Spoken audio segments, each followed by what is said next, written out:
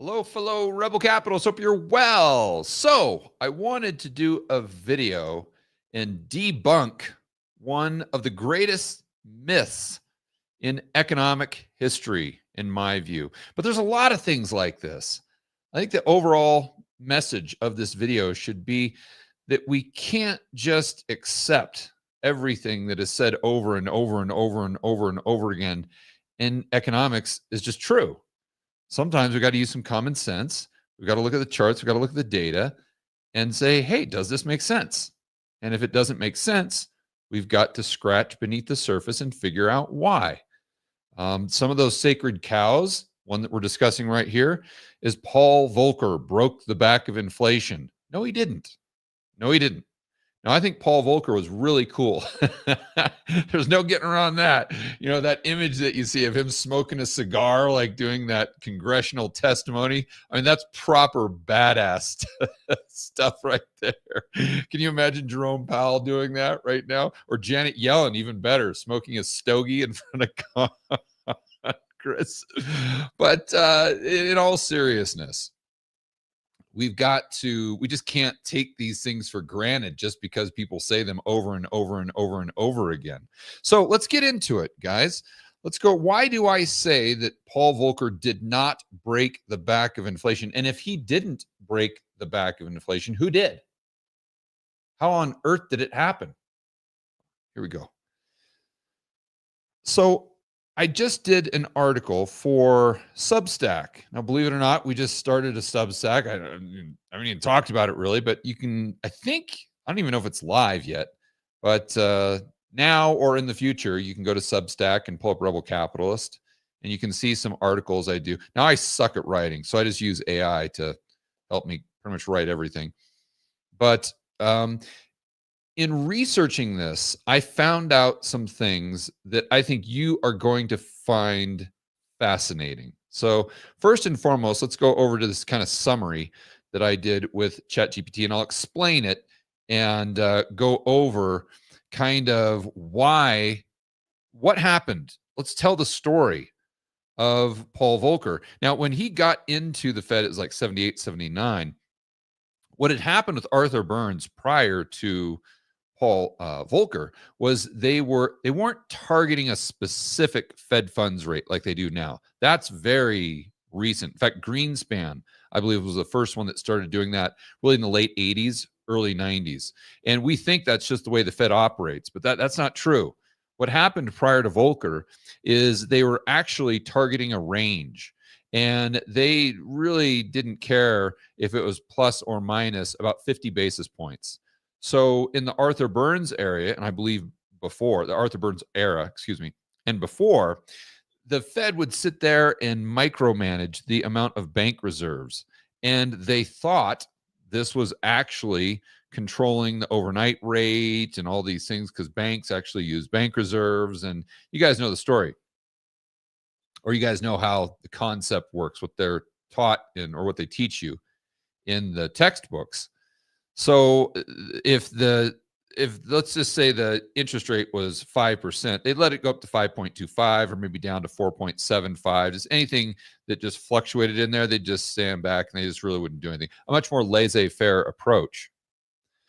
But what Paul Volcker did, and I think he was heavily influenced by Milton Friedman, and the fact that the 1970s had been a massively inflationary decade. Let's not forget. So they're just trying to do anything. They're just throwing anything up against a wall to see what would stick. Because the one thing they knew they had to do was bring down the rate of consumer price increases. So Paul Volcker comes in 78 or 79. It's like, okay, well, we're going to take a novel approach to this. We're not going to target interest rate or even a range of interest rates anymore. What we are going to do is target the money supply aggregates. More specifically, we're going to target M1. So Milton Friedman's sitting there whispering in his ear. He's like, look, if you're able to reduce the increase of M1 money supply, that's going to take care of inflation. You're going to nip it in the bud. So what Paul Volcker did is he goes out to Congress. I think he has a meeting with media and whatnot. He gets all of his 900 PhDs and says, okay, this is what I want you to do. Forget about these interest rates. We're going to let it swing wildly If the market sets the rate at 3% higher than where we want it, so be it. We're going to get out of the way. We'll let the range go up to 4%, I think was the actual number he used. And then what we're going to do is we're going to micromanage these bank reserves in order to reduce M1 money supply growth. And that is going to break the back of inflation. This was his plan. Okay. Now that you know the plan, let's go over to kind of the summary here. And then I'm going to go over some charts as well, of course, to back up exactly what I'm saying. So by Rebel Capitalist News Desk, doesn't that sound official? That's just you got to share your screen, George. Sorry about that. That whenever you see Rebel Capitalist News Desk over on Substack, if you guys want to follow us over there, that's just that's ChatGPT. That's George Gammon and ChatGPT. Okay, let's get back to that. So here we go. Today, many people still believe that Paul Volcker, the famous head of the Federal Reserve in the early 1980s, beat inflation by boldly raising interest rates. This is the story that all you guys have been taught over, and you hear constantly, nonstop, whether it's on social media, FinTwit, and financial media. It's always Paul Volcker broke the back of inflation by in fact, I've said that on so many whiteboard videos. I've said that many, many times before I actually looked at it. I'm like, wait a minute, did he actually do that? Or am I just believing something that everyone tells me over and over and over again and assuming that it's true? So, yeah, Paul Volcker broke the back of inflation by jacking interest rates. He raised interest rates. He had the guts to do it. He had the guts to raise interest rates and cause a recession. Okay, let's keep going. But what if the story's only half true? And that's ChatGPT talking. I would say it's not true at all. But what if in reality, Volcker didn't actually beat inflation, but instead got out of the way and let the free market do the work? So this is kind of the punchline here, but it wasn't his intention. This was not his intention. This is why I don't really want to give him any credit other than for being a proper badass, smoking a cigar at all times, including when he's testifying in front of Congress. But here, let's keep going. That's exactly what happened. According to the careful look at the real data, Fed's own meeting transcripts. So I actually get into what they were saying at the time. So the myth is Volcker heroically, okay, we got that. The truth, and this is what I was talking about here, where he specifically tried to target M1, which was cash, currency in circulation, and demand deposits. And they would do this by trying to micromanage the reserve. So as an example, if M1 was growing at 2% and like, oh, no, that's going to cause inflation. We want it to 1%. And let's just say they had 40 billion in bank reserves. They would go ahead and reduce that to like 35 billion. Because then, and now, today, of course, you read in all the textbooks, you've got a money multiplier. So if there's this many reserves, then the banks take those reserves and like, oh, good, this is fantastic. We can use this to create all these loans. And therefore, however many reserves are in the system, that's how much M2 money supply you're going to have. That's how much M1 you're going to have, because it starts with bank reserves. Then the banks can go ahead and lend off of that. And it's completely reverse. But getting back to this here, that's what they thought at the time. So they thought that if they just brought the bank reserves down to 35 billion, then that would do the trick. That would bring M1 down to 1% or 0, and that would go ahead and tame consumer price inflation. They say, but here's the kicker. M1 growth didn't slow down as planned. So now let's go over to a chart of M1. And here we go. So right around here, 78, 79, this is when Volcker stepped in and made that change. And remember, what he's trying to do is he's trying to slow the growth, if not flatline, M1 money supply. And look at what happened. We go from 352 billion, and in 1983, we're up to 480 billion. And by the way, if you want to know something really funny, this obviously isn't a log chart, but I did the math, and if you did this on a log chart, the percentage change from 1978 to 1983, when he tried to reduce the growth of M1 money supply by manipulating bank reserves, the percentage increase was higher, was actually higher than it was from 1973 to 1978 in percentage terms. So isn't this just quintessential central planning? Whatever they're trying to do, they actually end up doing the opposite by whatever policy they try to implement. And it's not just at the government level, it's the central planners at the Federal Reserve, even Paul Volcker, the man, the myth, the legend.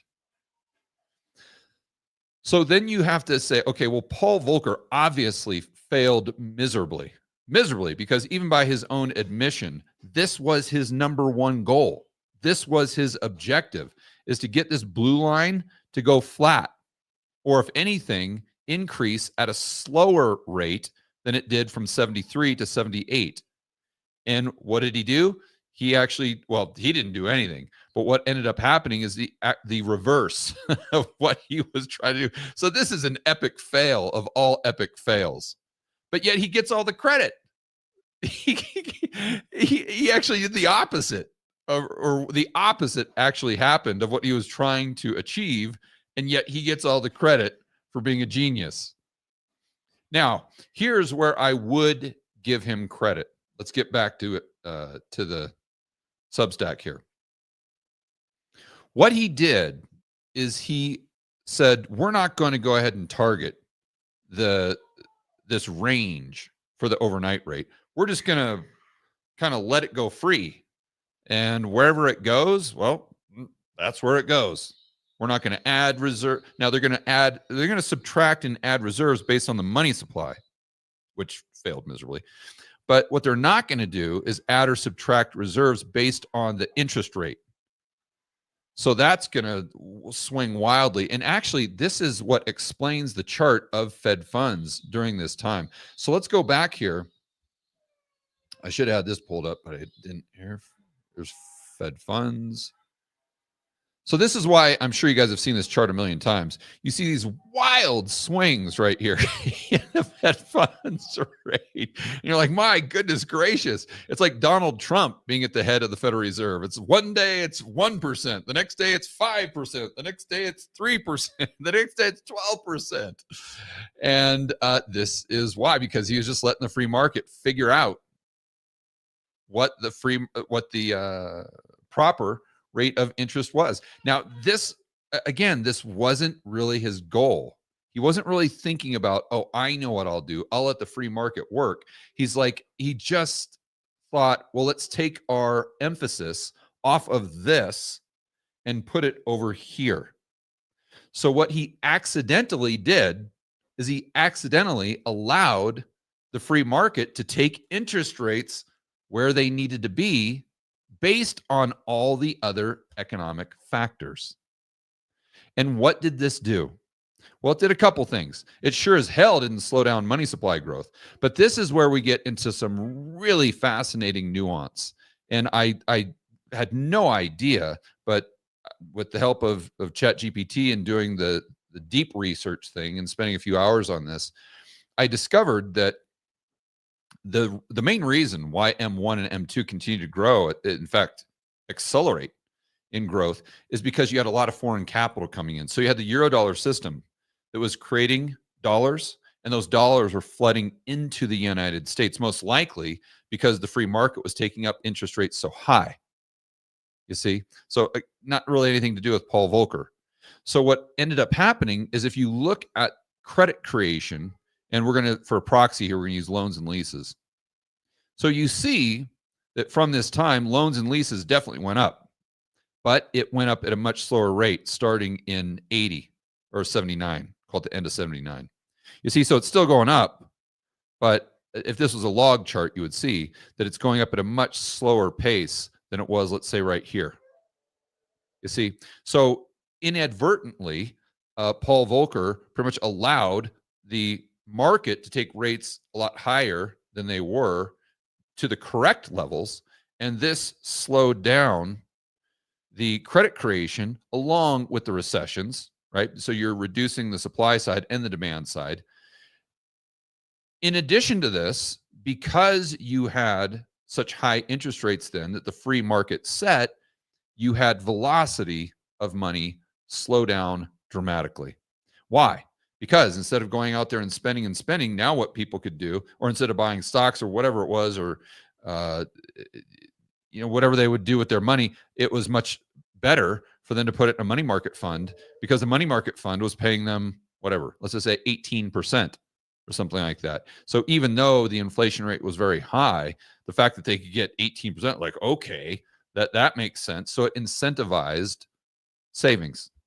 I think the Austrians would kind of point that out, and they would be correct in doing so. So the main takeaway here, the punchline, is Paul Volcker inadvertently let the free market do its thing. The free market set rates where they should be based on all the other economic factors.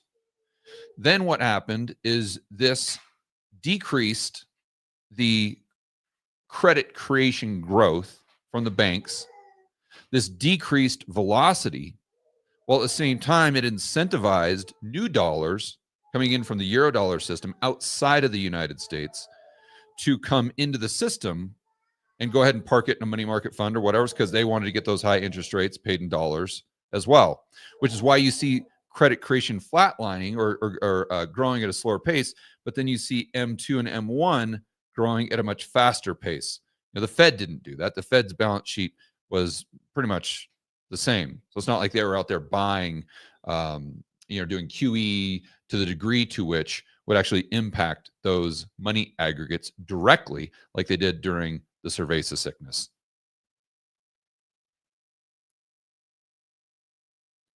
So Paul Volcker himself gets he gets all the credit. Is it deserved? I don't think so. I'll let you be the judge. He definitely failed at what he was trying to do. That's for sure. That's definitive. Oh, you know what? There was one more thing that I wanted to go over. I'm glad I remembered this, because you guys hear me say on this channel all the time that bank reserves really don't matter. The banks don't really use them. They might now to a certain degree, but especially back then. And this is why the Fed's balance sheet really doesn't matter either. Now, they can come in and bail banks out. That's anti-inflationary. Absolutely, they can bail out banks. And that does matter, of course, like the BTFP. That definitely mattered, right? But it's not like we had a bank failure or bank failures in March of 2023 because we didn't have enough bank reserves. That was not the problem. It's that no one would lend to Silicon Valley Bank. And so when you go back here, and this is the whole idea, right, behind QE, that, oh my gosh, now the system is flooded with liquidity. So the banks have all these bank reserves, so now they can go out and lend as if they're somehow constrained by bank reserves. That's not true. That's not true. And I always say this over and over and over again. But here is Paul Volcker basically saying the exact same thing. And what's amazing to me is no one goes back and reads the transcripts. No one goes back and does any of this research. I mean, it didn't take me that long. It just took me a couple hours. And especially now with these deep research things on ChatGPT, there's no excuse not to do this stuff. So let's go back here.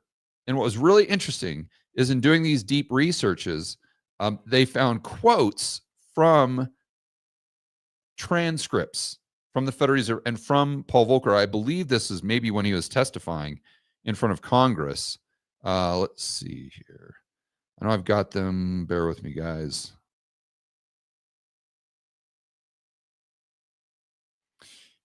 So here's some quotes from a few people that worked at the Fed. First, Lyle Gramley are attempting to control the money supply month to month, which can't be done. I repeat, which can't be done. What is he admitting? He's admitting that the Fed doesn't control the money supply. It's the banks at the end of the day. It's the banks. Like I always say, the Fed is not at the center of the monetary solar system. It's the commercial banks. The central banks just revolve around them. Paul Volcker himself admitted, there's a quote from Paul Volcker, the relationships that we look at all the time between liquid asset totals and money narrowly or broadly defined do not seem to bear the same relationship to economic activity that we might have anticipated. I find it difficult or impossible to explain that. Difficult or impossible to explain that. And the translation here is they couldn't predict or control how M1 money supply behaved. And they openly admitted that. Openly. In fact, when Volcker said that, I'm not sure if that was 82, if that was 90. Bottom line, this was at the early 1980s. The Fed was admitting that they don't control the money supply. They were openly admitting this in the 1980s. But yet today, 25 years later, we still are under the assumption that they do. And it's almost every single person in the mainstream media is under the assumption that the Fed controls the dollar, the Fed controls the money supply. When back in the 80s, they're flat out admitting that they don't. And Volcker himself admits that it's not just difficult, it's impossible to explain basically what does control the money supply. But obviously we know now that it's the banks. It's the banks because they do what they want, regardless of what the Fed is doing. But I do want to give Paul Volcker all the credit in the world that he did have the guts to allow, once he saw the free market working with interest rates, he didn't step in and try to stop it. And he knew that that would likely cause a recession, and he let it happen anyway. So I want to conclude by giving him a pat on the back and saying he is the man for sure, for sure. But I just want to point out that when you look at the details, he did not break the back of inflation. He let the free market break the back of inflation. All right, guys, enjoy the rest of your afternoon. As always, make sure you're standing up for free and literally free market capitalism. We'll see you in the next video.